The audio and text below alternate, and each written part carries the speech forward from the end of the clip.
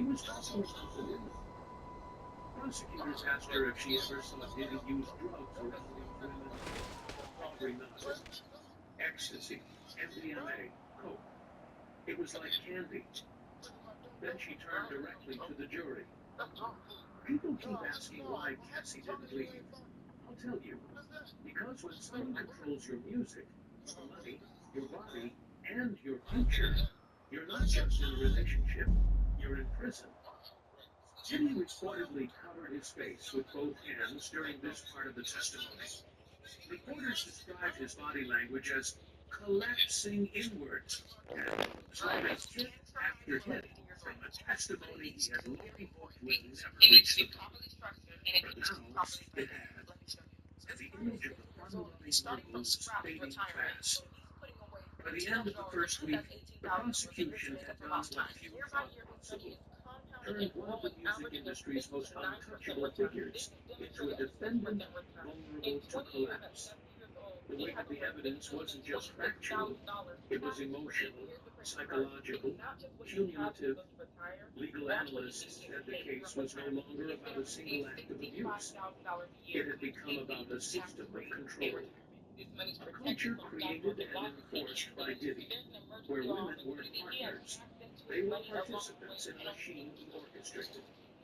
Multiple former employees, now whistleblowers, had confirmed that tapes of sexual encounters existed. Others testified that Diddy referred to these tapes as his insurance. That chilling term was repeated multiple times in court. Meanwhile, Diddy's defense team scrambled to shift tactics. They called character witnesses. They played old interviews where Cassie praised Diddy. They argued she had benefited from the relationship, that she stayed for the lifestyle.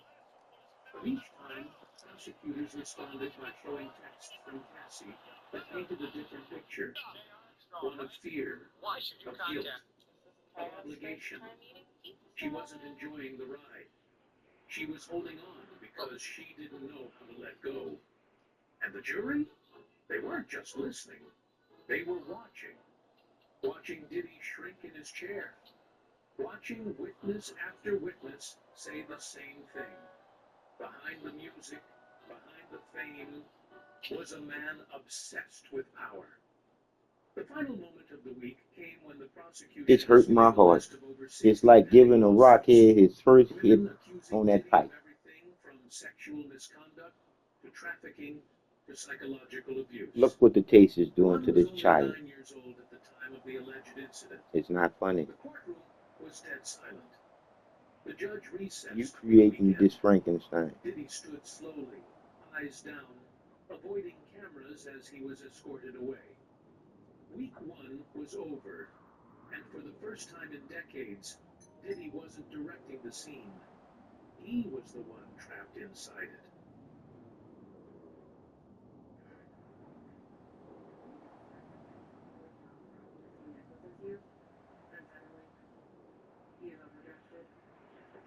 You're good.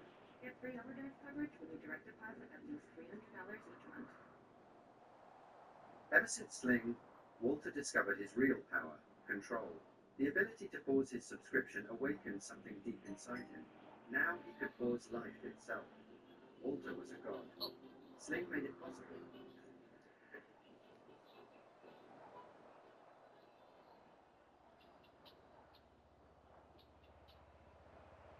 Hey everyone, how's it going? Welcome back.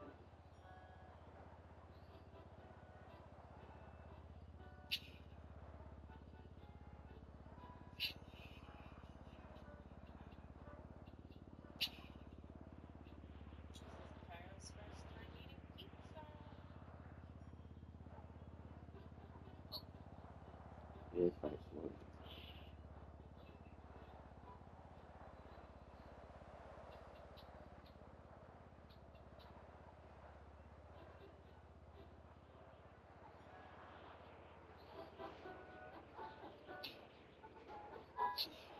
Before we begin, your discretion is strongly advised the following is for educational and entertainment purposes only. This is the verbatim federal courtroom testimony of a Sean Diddy Combs trial, as reported by Inner City Press. When Kanye West stepped into the courtroom, no one expected what he was about to say, but what he revealed left the gallery frozen in disbelief. Staring straight ahead, Kanye declared that Sean Diddy Combs wasn't just a musical. He was connected to the mysterious death of the king of pop himself, Michael Jackson. And he wasn't speaking metaphorically. Kanye testified that Diddy was part of a hidden power network, one that may have orchestrated Jackson's downfall. He pointed to Fahim Muhammad, Diddy's current head of security, who was also in charge of Jackson's safety during his final day. He detailed Michael's chilling final phone call. He claimed Jackson knew he was being hunted, and Kanye swore that Diddy was the one pulling the string. This wasn't a meltdown. This wasn't paranoia. This was a warning. In this video, we break down Kanye's shocking testimony, the mounting evidence, and the disturbing web of connections that would change everything. The courtroom was already on edge. Day after day of disturbing testimony had left jurors visibly shaken.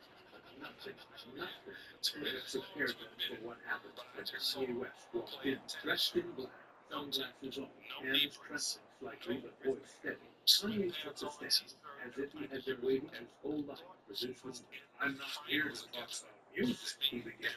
I'm here to talk about murder. Gasps echoed through the room.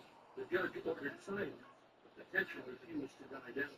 Kanye then calmly explained that he had been asked to speak not just about Diddy's vacation, but about his alleged involvement in what he calls the systemic takedown of Michael Jackson. This wasn't tabloid gossip. This wasn't a theory whispered backstage. Kanye alleged that the same forces that tried to have him institutionalized using his former trainer, Harley Pasternak, were also connected to the people who circled Michael in his final days. Kanye pointed directly to Fahim Muhammad, now Diddy's longtime security chief, who was also hired as Jackson's personal bodyguard just months before his death in 2009. According to Kanye, Fahim wasn't just there for protection. He was there to make sure Michael didn't talk.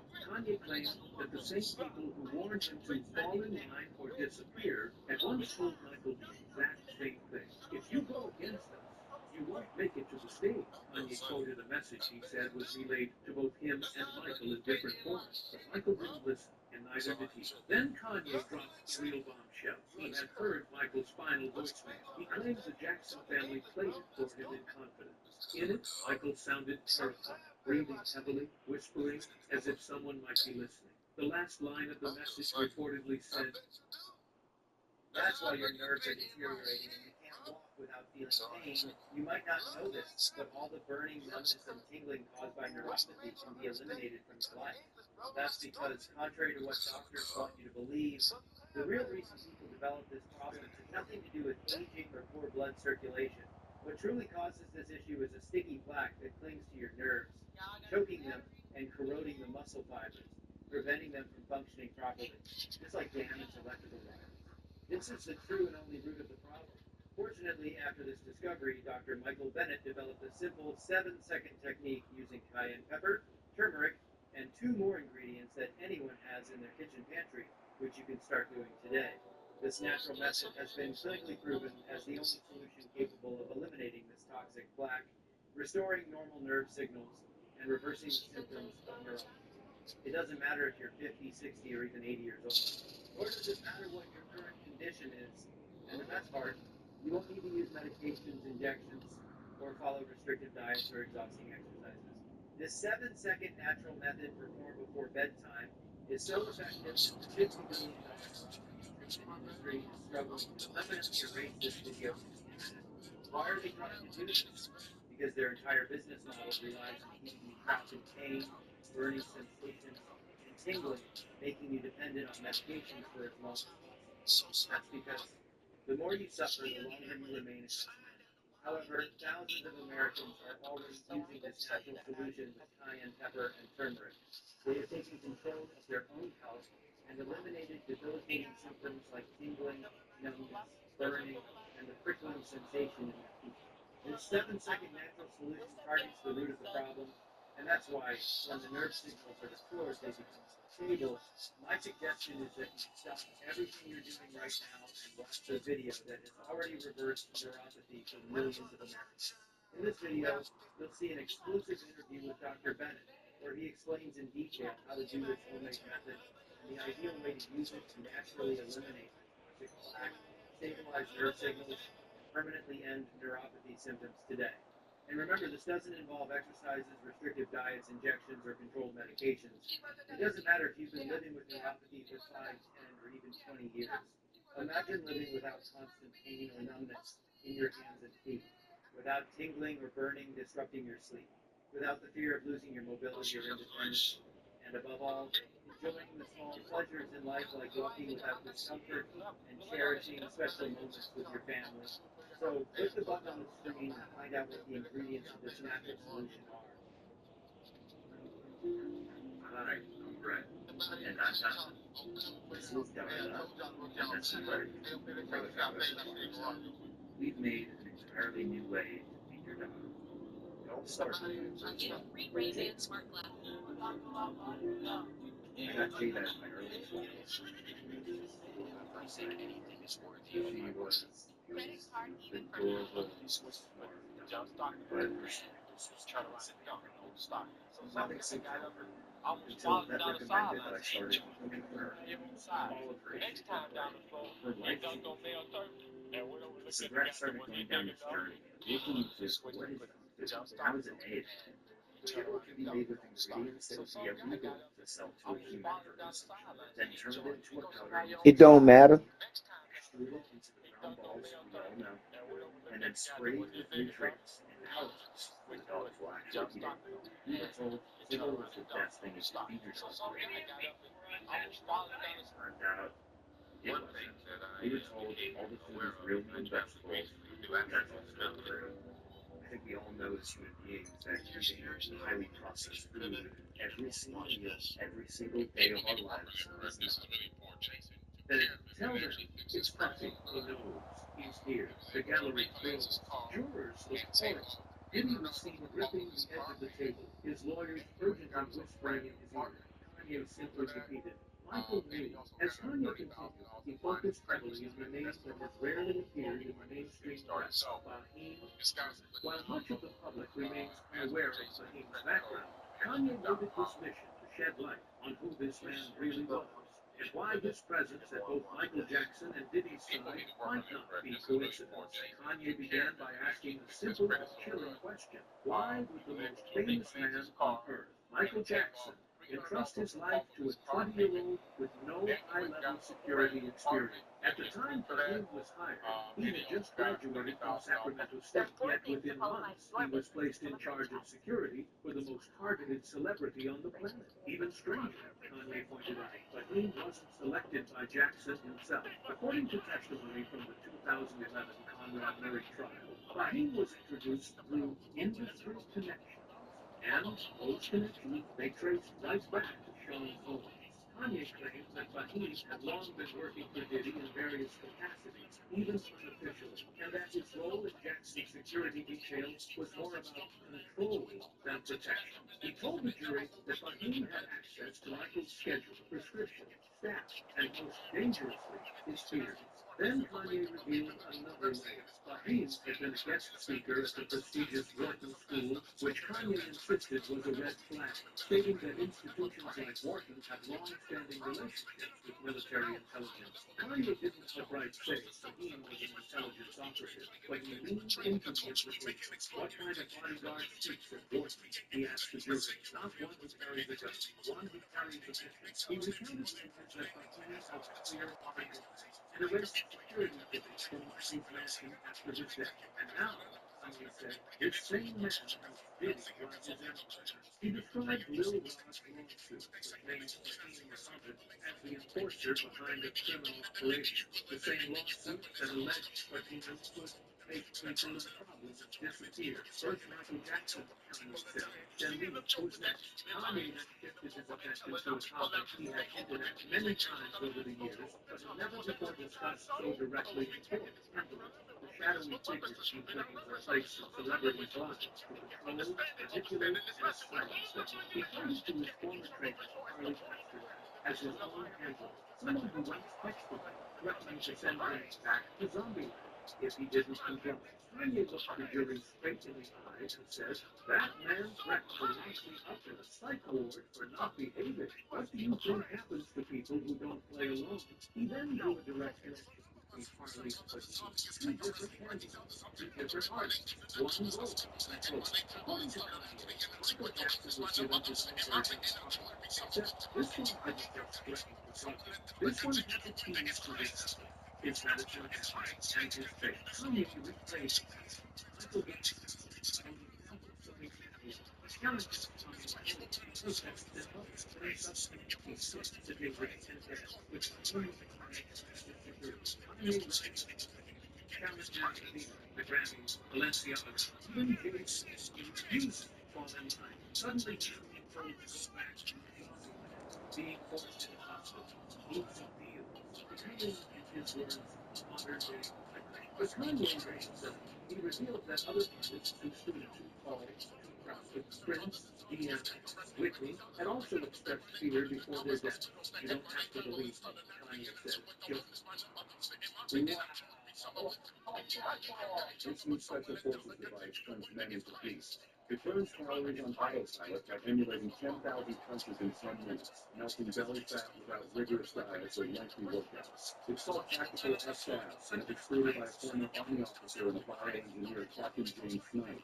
His invention took the military by storm and became a game changer for the special forces, boosting their strength and endurance like never before. And now it's helping thousands of people around the world burn belly fat and get in shape quickly. The story began when James was badly injured during a deployment in the Middle East. After spending 3 months recovering in the hospital, he and he wouldn't have enough time to get back in shape for the next mission.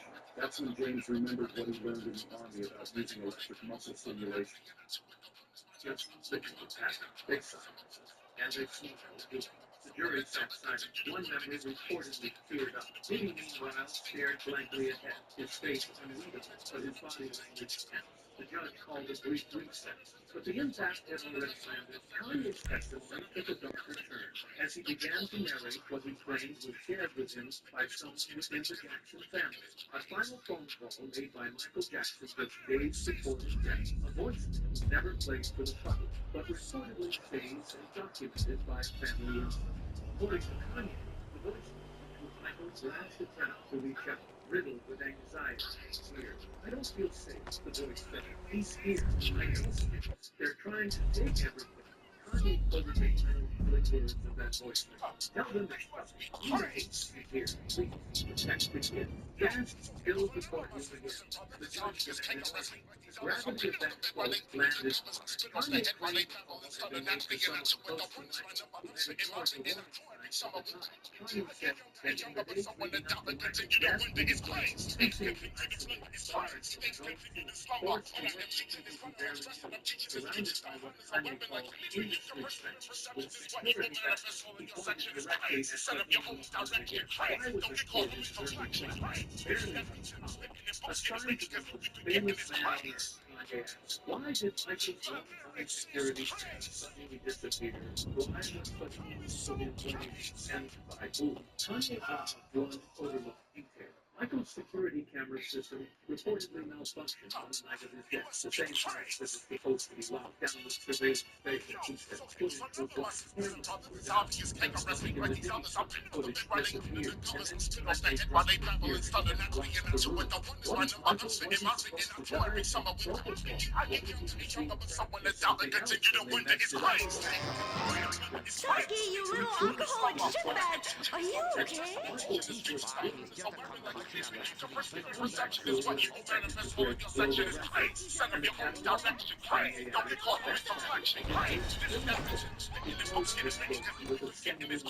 Michael's death was the cleanest business move Sony ever made. Kanye's words opened the floodgates, not just about Michael Jackson, but about what he said was a broader pattern that had haunted the music industry for decades. In part 5, the focus shifted to a grim list of artists who Kanye claimed tried to fight the system and ended up with foreign disgrace. Whitney Houston, DMX, Prince, Amy Winehouse, Lisa, Left Eye Lopes, Kanye recited, as if reading a solution. Each one tried to break free, each one tried to speak truth, and each one is wrong. He mentioned how Prince had openly battled Warner Brothers for the rights to his music and warned others of mindless weapons and aliens controlling their souls. Prince was later found unresponsive in an elevator, alone, after warning friends that someone was trying to silence him. Kanye recounted Prince's strange where he spoke cryptically about death and being lost. Then came Whitney Houston. Kanye claimed she had once told Clive Davis that she knew too much, especially about certain freak parties that he alleged had links to Diddy's circle. Her erratic final days, Kanye said, weren't random. They paint you crazy, so they don't have to explain your death. He referenced Lisa Left Eye Lopes, who recorded a video days before her death in Honduras, saying she was being followed and that spirits were warning her. You know what she said in that video? Kanye asked. She said she was being hunted, then her car went off a road with no barrier. Kanye claimed these weren't coincidences. They were coordinated purges of non-compliant artists. When you stop being useful to the And he ain't doing nothing but telling the truth on an entry that he knows real well. Because he growed up in that bitch, and he one that's catching all the motherfucking spells. And it's just crazy because I just had the motherfucking remote control, and now this one disappear on me and shit. But got the fuck off that. Don't.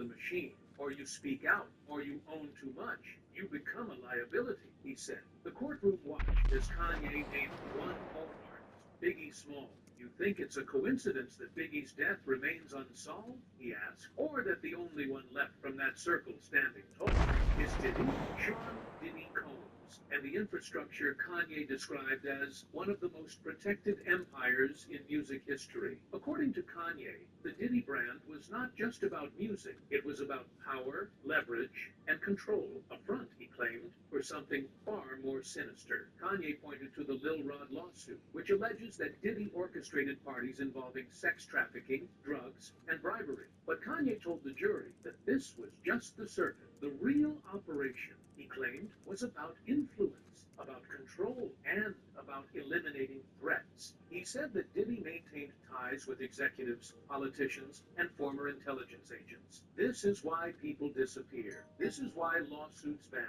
Kanye said. You can't fight this with a lawyer. You fight it with a spotlight. He cited the federal raids on Diddy's homes and claimed that not all of the footage seized was revealed to the public. I've seen parts of it, Kanye said. Tunnels, documents, names. Some of the names are still in the industry. Some of them run companies. Some of them sit in this courtroom. Then he exposed what he called the pyramid, a network of assistants, stylists, producers, trainers, bodyguards, and lawyers who all served a central purpose: silence and surveillance. You're not allowed to leave. You're not allowed to talk. And if you do, you'll never work again. Or worse. Kanye claimed that Fahim Muhammad, again, was the enforcer. He's the one who makes the calls, who clears the phones, who tells you to shut up or sleep forever. Then came the dagger. Fahim was there when Michael died. Fahim is here now. What changed? He ended this segment with the words, the industry didn't just kill Michael, it turned his death into a business model. As Kanye West spoke these words in open court, the room sat in stunned silence. His accusations weren't vague, they were direct, specific, and damning. Diddy sat motionless at the defense table, but those watching closely noticed the way his jaw clenched, his fingers twitched, and how he leaned in to whisper furiously to his legal team. Something had cracked. Diddy's carefully crafted composure was slipping. Kanye's words weren't just testimonies, they were lightning bolts. At one point, Kanye locked eyes with Diddy and said slowly, you know what you did to him. You watched the king fall. The room exploded with murmurs. The judge struck the gavel for order. Reporters in the room whispered into their phones, documenting every detail as if history was unfolding live. According to multiple court sketch artists and legal observers, Diddy visibly shook his head at Kanye's statements, but didn't deny them. He didn't scream, didn't object. He looked cornered. One journalist from Rolling Stone tweeted, Diddy's face went blank, like he wasn't in control anymore.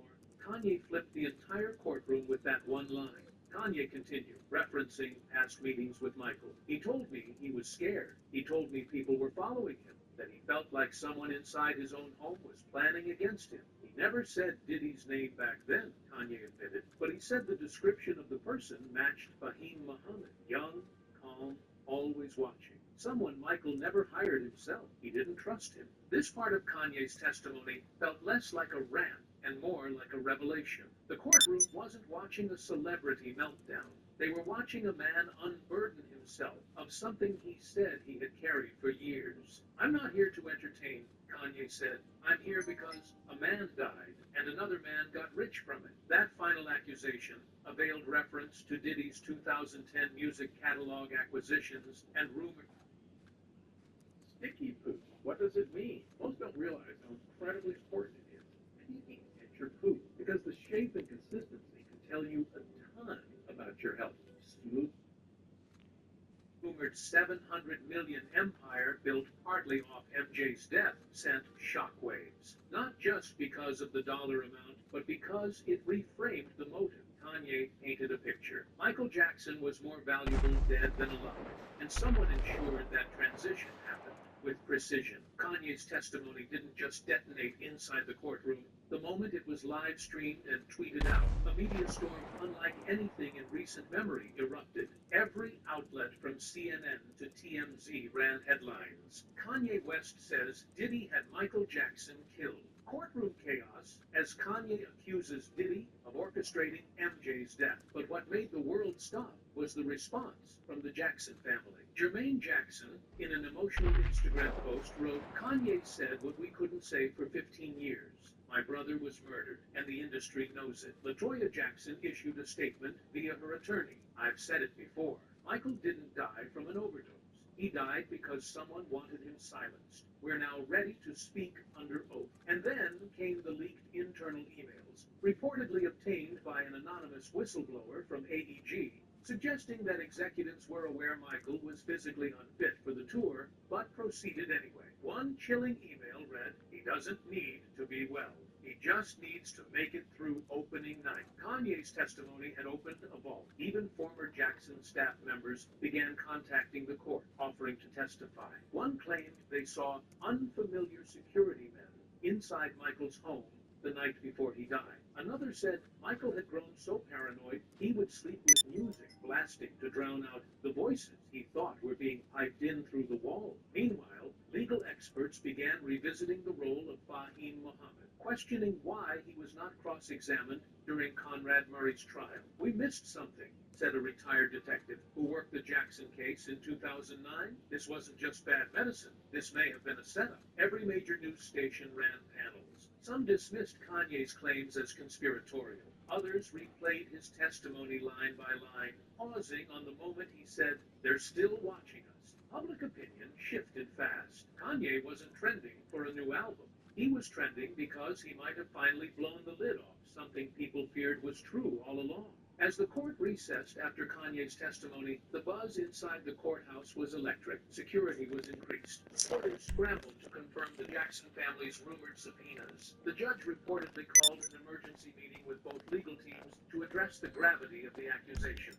The case against Diddy had just taken a historic turn. Diddy's defense team tried to downplay Kanye's words, calling them irrelevant and unverified personal delusions. But the public wasn't buying it. Social media exploded with clips of Kanye saying, "They want to call me crazy, but I'm just the only one telling the truth." Behind the scenes, prosecutors reportedly began re-evaluating witness lists. Fahim Muhammad, long quiet, rarely seen, was now a name being circulated with urgency. Rumors swirled that federal investigators were revisiting closed Jackson files, especially in light of the resurfaced voicemail and new testimonies. But the most heartbreaking development came from Michael's children. One insider claimed that Paris Jackson had privately told friends she believed her father's death wasn't an accident. Okay. Prince Jackson reportedly Got opened ready. now deleted tweets Let's that get read, this thing "My started. father feared the I've incident, sent and coordinates for now an I airstrip belonging understand to why." The Everhard trial wasn't Munitions. just about Diddy anymore. It had become a referendum on the music industry itself. Its We cover, need these its moguls. ghost. They're It's hungry fast, for light, control. and because they belong to Everhard, Once they'll get us dismissed close as to a the loud, Titan without unstable registering as figure, enemy had placed aircraft. himself squarely Smart, in the huh? center of history. The final question, lingering in the air, will this testimony change anything? Because Kanye is right, and didn't play even a part in orchestrating the downfall of the greatest entertainer who ever lived, then this isn't just a trial, it's a reckoning. And he's right, because Antichrist is a reckoning. It's stopping all the bullshit. Get to the real shit. Truth. I'm just saying.